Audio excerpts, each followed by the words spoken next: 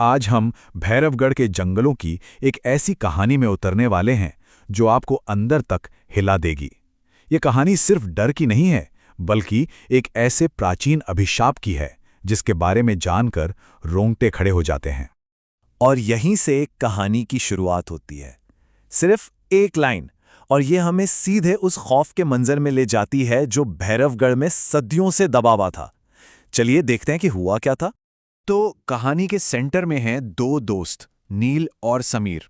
अपनी पुरानी जीप में बैठकर वो एक ऐसे सुनसान इलाके में घुस जाते हैं जहां जाने की मनाही है। उन्हें क्या पता था कि ये जो खामोशी है, ये एक बहुत बड़े तूफान से पहले की खामोशी है। और फिर अचानक पहला हमला होता है। जोर से एक धम की आवाज आती है और गाड़ी की विंडशील्ड पर खून से सना एक हाथ का निशान छप जाता है।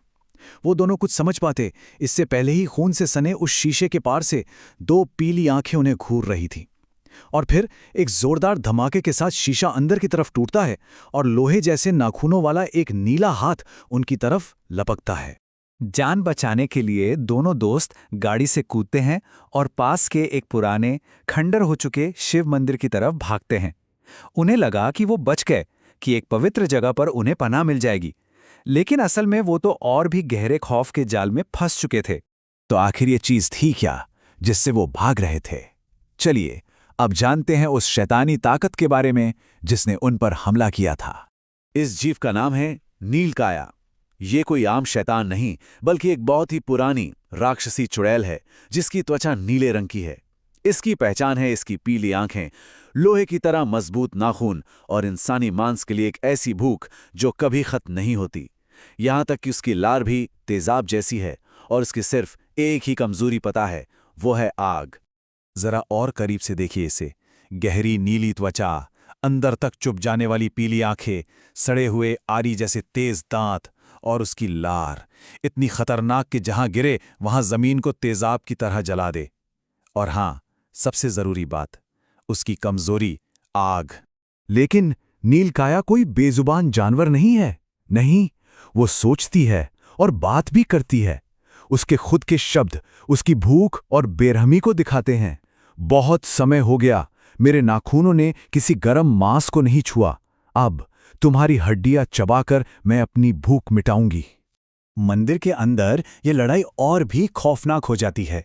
नीलकाया इतनी तेजी से हमला करती है कि नील जख्मी हो जाता है और समीर के हाथ में जो त्रिशूल था उसे वो अपने नाखूनों से मोड़कर ऐसे फेंक देती है जैसे वो कोई खिलौना हो।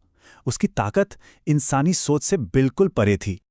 ये लड़ाई मौत पर खत्म नहीं होती। अरे, इससे भी कहीं ज्यादा खौफनाक चीज की शुरुआत होती है। ये शुरुआत है एक अभिशाप की, एक इन्फेक्शन की, जो सिर्फ शरीर को नहीं बल्कि आत्मा तक को बदल कर रख देता है। और ये श्राप फैलता कैसे है? इसका एक पूरा प्रोसेस है। सबसे पहले नीलकाया के नाखून शिकार की चमड़ी को बस खरोचते हैं। फिर धीरे धीरे उस शिकार की त्वचा नीली पड़ने लगती है। इसके बाद उसके अंदर मांस के लिए एक ऐसी भूख जागती है जिसे कंट्रोल नहीं किया जा सकता। और आखिर में वो इंसान खुद एक वैसा ही शैतानी जीव बन जाता है। और यही हुआ नील के साथ। देखिए क्या से क्या हो गया। एक तरफ है नील जो एक इंसान था और दूसरी तरफ है नील पिशाच। जहां इंसानी शक्ल थी वहां अब नीली काली त्वचा है। जहां आम इंसानी ताकत थी वहां अब हैवानों जैसी शक्ति आ गई है। मतलब समीर का जो दोस्त था, अब वो एक ऐसा दुश्मन था जिससे डरना ही सही था। अपने अंदर के इंसान और दानव के बीच फंसा हुआ नील अपने आखिरी होश में सिर्फ इतना कह पाता है, समीर भागो, मैं खुद को रोक नहीं पा रहा हूं, मुझे मांस चाहिए। ये उसकी इंसानियत की आखिरी चीख थी। इसके बाद समीर को अकेले ही वहां से भागना पड़ा। पूरा एक साल बीत जाता है। समीर भैरवगढ़ वापस लौटता है, लेकिन इस बार वो अकेला नहीं है। उसके साथ हैं एक आध्यात्मिक योद्धा, तांत्रिक अघोरानंद, जो इस बुराई को जड़ से खत्म करने आए हैं। तो आखिर उस अंतिम लड़ाई में हुआ क्या था? चलिए एक नजर डालते हैं। 1 साल बाद समीर और तांत्रिक का सामना हुआ नीलकाया और एक 7 फुट के विशाल नील पिशाच से। तांत्रिक ने अपनी पवित्र भस्म और रुद्राक्ष से पलटवार किया, लेकिन अंत में समीर को एक दिल दहला देने वाला फैसला लेना पड़ा। उसे अपने दोस्त नील की आत्मा को आजाद कराने के लिए उसे मारना पड़ा। और आखिर में मंदिर ढह गया, जो तांत्रिक और नीलकाया दोनों को अपने साथ जमीन में दफन कर गया। ये आंकड़े देखकर ही अंदाजा हो जाता है कि मुकाबला कितना मुश्किल था, कह सकते हैं कि लगभग नामुमकिन। नीलकाया की ताकत के आगे तांत्रिक की पवित्र शक्तियां और समीर की हिम्मत भी कम पड़ रही थी। और लड़ाई के ठीक बीच में एक ऐसा पल आता है जो सब कुछ बदल देता है। उस राक्षस बन चुके नील के अंदर से इंसानियत की एक आखिरी आवाज निकलती है। वो अपने दोस्त समीर से भीख मांगता है कि उसकी इस तकलीफ को खत्म कर दे। और यही वो पल था जिसने समीर को वो करने पर मजबूर कर दिया जिसकी उसने कभी कल्पना भी नहीं की थी। लड़ाई तो शायद खत्म हो गई, पर कहानी नहीं, कहानी अधूरी रह गई।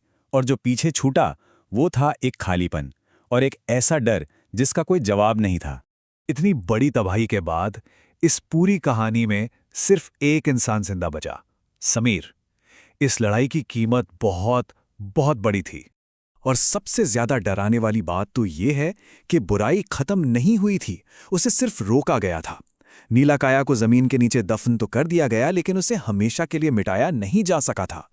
तो सवाल ये उठता है कि क्या भैरवगढ़ का श्राप वाकई में खत्म हो गया है, या फिर वो बुराई बस सही मौके का इंतजार कर रही है। कहानी घूम फिरकर वहीं आ जाती है जहां से सब कुछ शुरू हुआ था। पुलिस को मौके पर सिर्फ एक लावारिस जीप मिली। उस जीप में एक नीला नाखून गड़ा हुआ था और शीशे पर खून से एक पैगाम लिखा था, अगली रात तुम्हारी है। एक सीधी सपाट धमकी जो बताती है कि यह किस्सा शायद खत्म हो गया हो, लेकिन भैरवगढ़ का खौफ आज भी जिंदा है।